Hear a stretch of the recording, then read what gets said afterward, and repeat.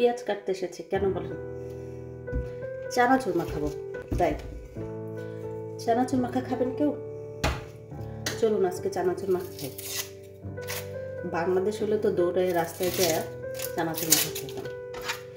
এদেশে তো দৌড়ায় রাস্তায় যেতে পারবো না, তাই সন্ধ্যা হলেই কিছু না কিছু খাইতে ইচ্ছা করে।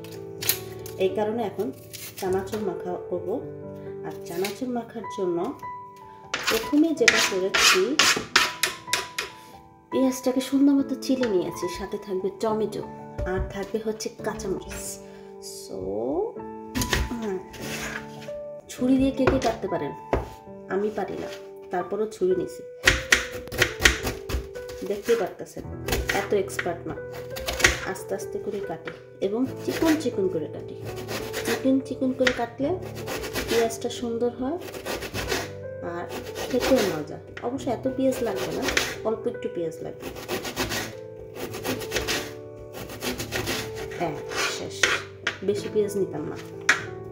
এখন আমি কী করবো, পেঁয়াজটারে অন্য আরেকটা ছুরি দিয়ে এটাকে কুচু কুচু কুচু কুচু কুচু কুচু কুচু কুচু করবো। কারণ হচ্ছে মোটা মোটা পেঁয়াজ আমার ভালো লাগে না। পেঁয়াজ যদি মুখে বাজে চানাচুরের মধ্যে ভালো লাগে না। হয়ে গেল, মানে হচ্ছে 2-3টা ছুরি আমার লাগছে। এরপরে হচ্ছে টমেটোটাকে কেটে নিই, অল্প একটু পেঁয়াজ আর একটা আস্ত টমেটোটাকে পুরা নেব, কারণ চানাচুর যেতে বেশি। দাঁড়ান 1 মিনিট, চানাচুরটা দেখায়নি। এটা হচ্ছে আমাদের চানাচুর, এটা আজকে মাখিয়ে খাবো।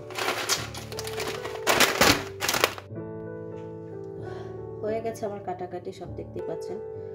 টমেটো, ধনেপাতা, কাঁচামরিচ, পেঁয়াজ সব দিয়ে ফেলেছে।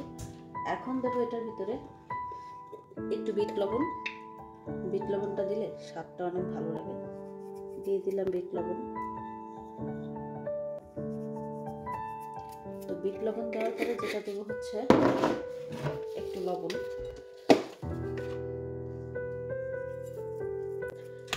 দিয়ে দিলাম।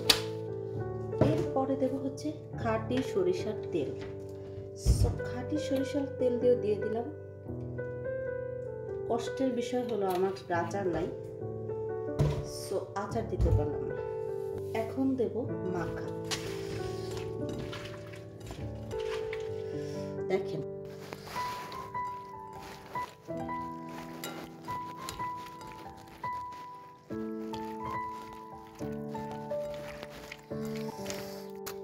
দেখেছেন, এবার হচ্ছে চানাচুর।